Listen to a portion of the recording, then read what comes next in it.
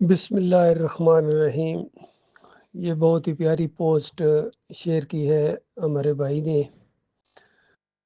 میں اس کو پڑھ کے سناتا ہوں اور اس کے اوپر تھوڑا سا بیان بھی کرتا ہوں۔ فرمایا، ایمان والو، اللہ سے ڈرو جس طرح ڈرنے کا حق ہے، اور دیکھو سب مل کر اللہ کی رسی کو مضبوطی سے پکڑ لو اور جدا جدا نہ ہو جاؤ، یعنی فرقے فرقے نہ ہو جاؤ۔ اللہ نے تمہیں جو نعمت عطا فرمائی ہے اس کی یاد سے غافل نہ ہو۔ دیکھیے، قرآن اور حدیث سے یہ بات ثابت ہے کہ اللہ کی رسی سے مراد خالص اللہ کی کتاب قرآن اور نبی علیہ السلام کی سنت ہے۔ اس کو جو مضبوطی کے ساتھ پکڑ لے گا، چمٹ جائے گا اس کے ساتھ، فرمایا نبی علیہ السلام نے، کبھی گمراہ نہیں ہوں گے۔ اس کا صاف مطلب ہے کہ اگر اللہ کی کتاب کو اور نبی علیہ السلام کی سنت کو چھوڑ دیا تو تم لازمی گمراہ ہوں گے۔ اور پھر بتایا، پیشن گوئی کی تھی کہ تم ضرور بالضرور ان اہل کتاب یعنی یہود و نصارہ کی پیروی کرو گے، بالکل اسی طرح جس طرح انہوں نے انداز اختیار کیا۔ اگر وہ کسی گو کی بل میں گھسے ہیں تو تم بھی یہ کام کرو گے۔ بالکل آج اپنے مسلمانوں کو دیکھ لو، خالص یہود و نصارہ کی طرح ہو گئے ہیں، بلکہ ان سے بھی آگے۔ جو کسی نے کہا کہ یہ مسلمان ہیں جنہیں دیکھ کے شرمائے یہود، یعنی اس دور کے یہودی جو تھے، وہ بھی اگر آج آ جائیں تو وہ کہیں کہ ہم ان سے زیادہ قرآن و حدیث کی مخالفت کرنے والے نہیں تھے۔ تو یہ آج امت فرقوں کے اندر بڑھ گئی۔ اس آیت کے اوپر غور نہیں کرتے ہیں، ان کے عقیدے بھی خراب ہو گئے ہیں، اور انہوں نے اپنے آپ کو مسلم کہلانے کی بجائے انہوں نے اپنے علیحدہ علیحدہ نام رکھ لیے، اور صحیح رکھ لیے، اچھا کیا انہوں نے، کیونکہ جب یہ مسلم نہیں رہے ہیں تو اب یہ بہت بڑی زیادتی ہوتی ہے اگر یہ اپنے آپ کو مسلم کہلواتے۔ کسی نے بریلوی کہلوانا شروع کر دیا، اہل سنت بھی کہتے ہیں اپنے آپ کو، بریلوی بھی کہتے ہیں، اور قرآن اور حدیث کی بجائے انہوں نے احمد رضا خان کو اپنا لیڈر مان لیا اور اس کی رسی کو پکڑ لیا۔ دوسرے ہیں جن کو دیوبندی کہا جاتا ہے، انہوں نے قرآن اور حدیث کو چھوڑ کر انہوں نے قاسم نانوتوی اور محمود الحسن اور شبیر احمد عثمانی اور اشرف التھانوی کی رسیوں کو پکڑ لیا۔ ان کے عقائد دیکھیے، ان کی کتابیں اٹھا کر دیکھیے، ایک سے ایک مشرکانہ عقیدہ ان کا۔ فضائل اعمال دیکھیے، یہ تبلیغی جماعت جو ہے، انہوں نے زکریا صاحب کی رسی کو پکڑ لیا۔ اہل حدیث ہیں، انہوں نے میاں نذیر اور شاہ ولی اللہ کی رسی کو پکڑا ہوا ہے، اور سلفی کہلاتے ہیں ادھر گلف کے اندر۔ انہوں نے جو ہے عبدالوہاب نجدی اور یہ جتنے عبداللہ بن باز، اپنے جتنے ان کے لیڈر ہیں، ان کی رسیوں کو پکڑا ہوا ہے۔ اور قرآن کا وہ عقیدہ کہ الہکم الہ واحد لا الہ الا هو الرحمن الرحیم، کہ الہ تمہارا ایک ہے، معبود تمہارا ایک ہے، اس کے علاوہ تمہارا کوئی اور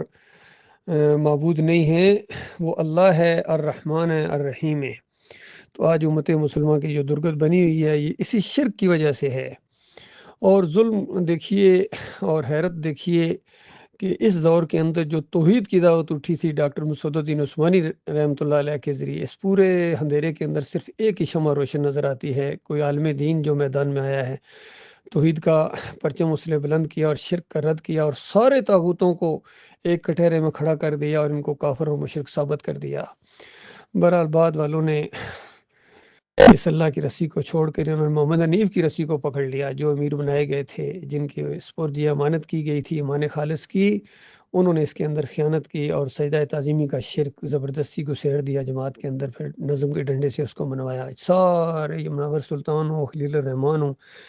یا یہ عبداللہ عمر دورانی ہو، یہ سارے کے سارے اب محمد حنیف کی رسی کا انہوں نے پکڑ لیا اور اللہ کی رسی کو بالکل چھوڑ دیا ہے۔ باقی جو تھوڑے بہت دین کے ساتھ لگے ہوئے ہیں، دو تین یہ گروپ ہیں، یہ بھی فرقوں میں کیوں بٹے ہو، اپنی علیحدہ علیحدہ دکانیں بنائی ہیں، وہ اختر بیگ ہوں، یعقوب علی ہو، یا یہ شمس، یہ ان کو فیاض محمود باجوہ، یہ ہوں یا یہ بدر کے بچے ہوں یا دوسرے بھی، یہ توحیدی ویڈیوز کی آڑ میں انہوں نے اس کی مخالفت کر کے انہوں نے بھی اپنا علیحدہ ایک ریڑھی لگا لی ہے۔ یہ سارے کے سارے اس آیت کو گویا اہمیت نہیں دیتے ہیں، اس کے اوپر غور نہیں کرتے ہیں۔ اللہ کے بندو، یہ توحید کی بہت بڑی دعوت اٹھی تھی اور بہت بڑی نعمت آپ کے حصے میں آ گئی تھی، آپ کے ہاتھ آ گئی تھی، اس کو کیوں چھوڑا آپ نے؟ کیوں شیطان کی گوڑی بنے ہو؟ کیوں شیطان کے آگے پھر تم بے بس ہو گئے ہو؟ اس نے تمہیں فرقوں میں بانٹ دیا، جدا جدا کر دیا، اور آپس میں فتوے بھی لگاتے ہیں اور ایک دوسرے کے پیچھے نمازیں نہیں پڑھتے ہیں جو مومن کہلانے والے ہیں۔ یہ میں ان کی بات کر رہا ہوں، باقی وہ دوسرے ہیں، وہ بھی قربانیاں بھی کر رہے ہیں، جہاد بھی کر رہے ہیں، زکاتیں بھی دے رہے ہیں، حج اور عمرے بھی ہو رہے ہیں، تہجد گزاریاں بھی ہیں، تبلیغ بھی ہے، لیکن ایمان خالص نہیں ہے ان کے پاس، چونکہ انہوں نے اللہ کی رسی کو چھوڑ دیا ہے۔ تو ظاہری بات ہے، جب اللہ کی رسی کو انہوں نے مضبوطی کے ساتھ نہیں پکڑا ہے، اپنے فرقوں کی رسی کو بڑی مضبوطی کے ساتھ انہوں نے پکڑا ہوا ہے، ہٹنے کے لیے تیار نہیں ہے، اندازہ لگائیے کچھ بات سننے کے لیے تیار نہیں ہے، یعنی وہ انداز جو اللہ کے ساتھ کرنا چاہیے تھا انہوں نے اپنے فرقوں کے ساتھ کیا ہے۔ حالانکہ اللہ کی رسی کو پکڑنے کے بعد پھر تم ٹس سے مس نہ ہوتے، زمانہ ادھر سے ادھر ہو جاتا، جو مرضی ہو جاتا، تم نے ایمان خالص کو نہیں چھوڑنا تھا۔ بہت کم لوگ ہیں جو ایمان خالص کے اوپر ڈٹے ہوئے ہیں، جمے ہوئے ہیں، اور کسی کی ان کو پرواہ نہیں ہے، بالکل جم گئے ہیں، چونکہ ایمان بالکل دل کی گہرائی کے اندر اتر گیا ہے۔ یہ دعوت میرے تک پہنچی تھی 38 سال پہلے، جب میں فوج میں 7 پنجاب ریجمنٹ میں افسر تھا۔ الحمدللہ یہ دعوت آئی ہے اور رگو پے کے اندر یہ دعوت میرے خون کے اندر اتر گئی ہے، اور بالکل حق ہے، ایک لمحے کے لیے بھی میں اس سے نہ پیچھے ہٹاؤں نہ میں نے پیچھے ہٹنا ہے، یا میری جان جائے گی یا یہ دعوت غلبہ پکڑے گی انشاءاللہ۔ اب مخلص جو لوگ ہیں وہ اس کی طرف اب دوبارہ رجوع کرنا شروع ہو گئے ہیں، ان کو محسوس ہونا شروع ہو گیا ہے کہ کہیں نہ کہیں ان کے بڑوں کو غلطی لگی ہے، اور اب ایمان خالص ہی وہ پلیٹ فارم ہے جس کی طرف یہ آئیں گے۔ باقی جو جہاں بھی دین کا کام کر رہا ہے، خالص توحید پھیلا رہا ہے، رد شرک کر رہا ہے، کفر بالطاغوت کر رہا ہے، وہ ہمارے بھائی ہیں، چاہے جہاں بھی ہیں، ہمارے ساتھ ملیں یا نہ ملیں، وہ ایمان خالص کی محبت ہے ان کے ساتھ، اور اللہ سے بھی یہی دعائیں رہتی ہیں ہمیشہ کہ مالک جس کے دل میں آپ کی محبت ہو، اس کا رخ ہماری طرف کر دے اور ہمارا رخ ان کی طرف کر دے، اور ہم کندھے سے کندھا ملا کے آپ کے راستے کے اندر یہ توحید کی دعوت اٹھائیں اسی انداز سے جس طرح یہ پہلے اٹھی تھی، ایمان خالص کی بنیاد کے اوپر۔ الحب للہ والبغض للہ، اللہ کے لیے محبت اور اللہ ہی کے لیے بغض ہے۔ اگر کسی کی نشاندہی کرنی ہے کفر و شرک کی وجہ سے تو اللہ کی ذات کے لیے ہے، کسی کے ساتھ کوئی ہمارا ذاتی جھگڑا نہیں ہے، نہ ہی ہمارا کوئی قومیت کا مسئلہ ہے، نہ وطن کا مسئلہ ہے، نہ اقتدار کا مسئلہ ہے، نہ حسن و جمال کا مسئلہ ہے۔ ہمارا مسئلہ صرف ایمان کا مسئلہ ہے، توحید کا مسئلہ ہے۔